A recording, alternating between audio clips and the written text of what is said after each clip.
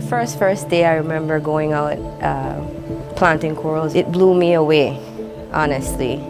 It was very incredible to see that we can actually plant back these corals.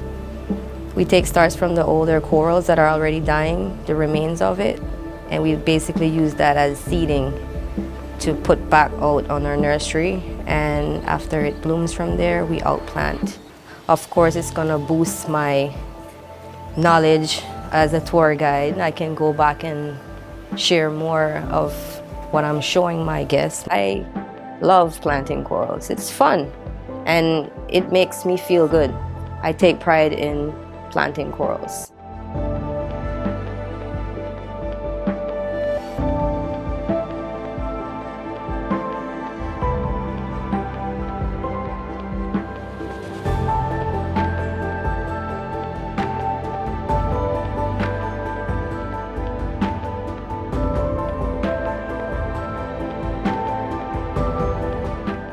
As a tour guide, it works out great.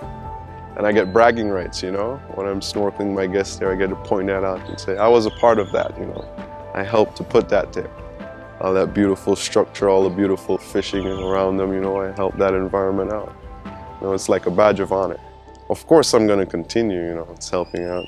In the long term, I hope, you know, we can make this project bigger, you know, restore the entire world's reef.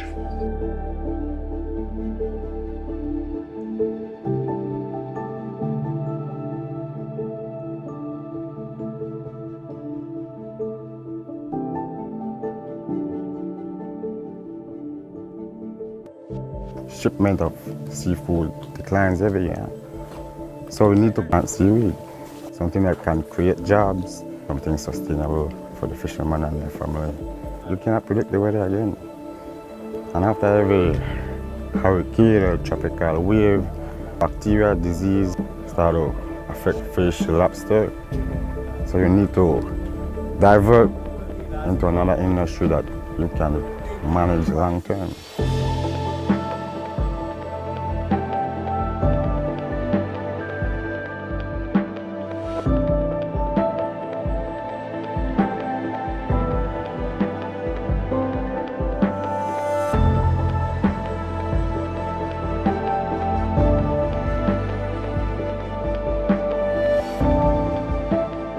Overfishing is becoming a problem in Belize.